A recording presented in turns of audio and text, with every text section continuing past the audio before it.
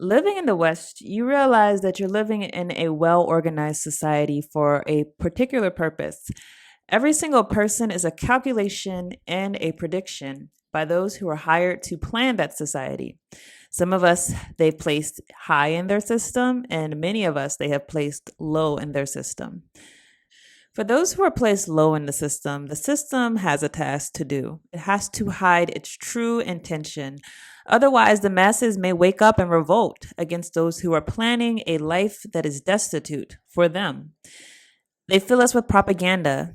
They have us pledge allegiance to a flag, sing national anthems. They tell us wonderful stories of the country's founders and how they were equally our founding fathers as they were everyone else's. All the while, many of us figure out that something is wrong. The word we the people in the Declaration of Independence, does that really apply to all the people of the United States? It could not apply to Black people, could it?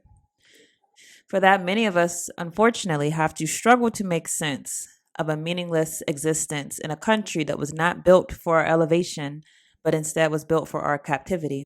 Greetings, everyone. I welcome you to the Black Child Advocacy Network. This is a part of the nonprofit organization Education for Us, where I offer free legal advice to Black people, African people in the United States who are trying to fight back against a system not built for them.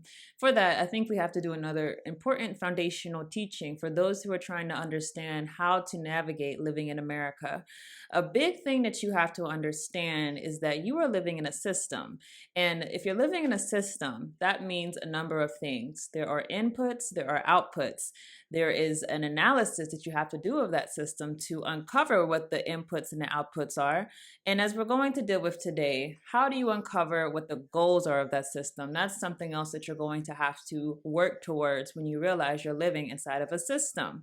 So let's talk about it. The system of the United States government. I wrote an article, as I said, on my website, educationforusnow.com. You can go there and read the full article. I'm going to just give you some commentary from that article. The purpose of the article was to uncover a big question. Does the United States government, which we know initially was a racial hierarchy, a racial caste system, has it done away with that initial purpose? Has the goal changed since American chattel slavery? Or is the government still operating that same exact caste system in today's modern society? For this issue, I wanted to tackle the question using systems analysis. Systems analysis is a very useful tool for any system that you're trying to evaluate, especially in a social context.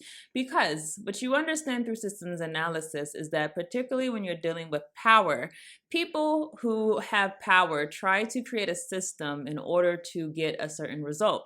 Because they're working towards a particular result, you have to know that those people in that system would not tolerate anything other than the exact result that they are striving for. Meaning, if you are paying billions of dollars for an industry that's not doing its purpose, you being the person who created that system and had it formed are not going to continue to fund that industry unless it's actually doing what it's meant to do. So systems analysis, what it does is instead of hearing a system out, and you might hear different systems say different things, the education system of the United States might say providing a free and equitable education for every child of the United States. Well, you can take that as being the goal, or you could say, okay, what is the results of the education system in the United States of America? Is that a reality, or is that something that is more so on paper? Of course, if you've had any experience in the education system in America, you probably came away with the same takeaway that I took. That is a two-tiered system, one that is not for all people, but particularly it is for those who have means. It is for those who have means to live in a certain type of neighborhood where property taxes are going to be more meaningful to that particular neighborhood. It's for those who have means for private school, but it's not for those who don't have means, who live in neighborhoods that are very much impoverished, very much destitute.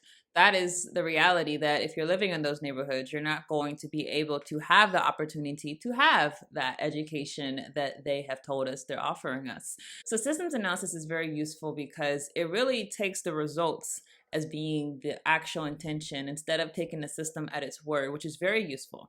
So we're going to talk about systems analysis as far as the American chattel slavery system. We're told through our legislation, through different amendments, Civil Rights Act, we're told through judgments ruled by the Supreme Court and lower courts that essentially Africans in America or African Americans are to be considered as citizens in the United States of America, given the full rights promised to all its citizens. So is that true? Is that the real reality for our people who are in America? And if that is not true, then is the initial racial caste system that existed inside of the American chattel slavery system still intact in another way? It's important for context to know that the people who wrote two foundational documents, the Declaration of Independence and also the Constitution of the United States, were largely slave owners, particularly the Declaration of Independence. More people there were slave owners, and actually a good proportion of the people who wrote the Constitution were actually slave owners. So I'm reading a quote from an article written by Mark Malloy of the American Battlefield Trust. He said a majority of the signers of the Declaration of Independence and nearly half of the delegates to the Constitutional Convention owned slaves. And then also 4 of the first 5 presidents of the United States were slave owners. This is important because obviously in a country with slave owners, you have people who are enslaved, and those people did not enjoy the rights that were promised to them from the Declaration of Independence or the Constitution when it was written. Now, many will argue that America is not the same country that it was at that time, that things have changed, things have evolved. After all, we see many Africans who are doing way better than even some whites, certainly better than we would have seen in the past. You see Black millionaires, Black billionaires even. You see people who were shut out of the economy. Some are actually striving in the economy and are actually power players. But we should understand that there's always been exceptions to the rule. That's the reality. Inside of slavery, there were always exceptions. There were always those few Black folk that made it out. There was always those people who actually not just got out of slavery, but actually were able to own slaves, as I talk about in the article. Some Black millionaires existed during slavery. So this is not something that's new. It's not something that is unique. There's always been a story of the system allowing for certain people to be exceptions to the rule. The rule, as long as the goal was going to be met, as long as the goal was going to be achieved, the rule was allowed to be flexible.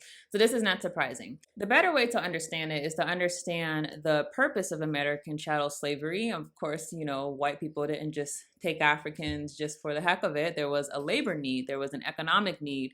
The fact that there was an entire class of people who needed to enrich themselves off the backs of people. Has that system changed? Is that system still intact today? And if you look at the prison industrial complex, you see it is alive and well. As many people have argued, I mentioned Michelle Alexander's book, The New Jim Crow. The system of American chattel slavery indeed does live inside of the prison industrial complex, and also in the neighboring complexes, the education complex, the child welfare complex. All of these are intersecting in order to create a shared inequitable result where you're going to have a racial caste system that's going to be a labor force, an economic force for those who want to enrich themselves off of that class. You have to understand America's riches have always come at the cost of people who were going to suffer, whether it's at home or abroad. That is how America got to be the #1 country inside of the world. That was through oppression, that was through enslavement, that was through colonialism, neocolonialism. There's never been an America that's been empowered without there being a certain people under its foot. So if you think that that has changed, you're not aware of the current politics, not just of domestic politics, but also of international politics, where the United States has a very active role in ensuring that people, particularly Africans, but also people throughout the world really, are being used, their bodies being used, their resources being used, their land being used in order to propel that same class that we've seen in existence inside of American chattel slavery, that property owning class, that white property owning class. That is what the whole system was created to uplift. So again, this is a foundational understanding that you have to have if you're going to understand institutional racism, understand white supremacy. You have to have the foundational understanding that the system, you cannot take its word for it. Whatever system you're dealing with, whenever it tells you that we're here for this purpose, okay, that's fine, but let me see what you're actually doing. Let me see what the system is actually producing. That's the true purpose. Therefore, you can figure out if this is a redeemable system. So as for the American government, is it redeemable for Africans to have this system being their system when you realize that a goal of the government is to continuously live off of those who are going to be the fuel for the battery of the elite to propel them into an upper class. So when you realize that this is the goal, not just a happenstance, that oppression is the goal of the system, do you believe that you have a future in that system, or are you going to have to look elsewhere? I'll leave that question up to you. As I said, the full article is on educationforusnow.com. I thank you all for watching, and y'all willing, I'll see you in the next video.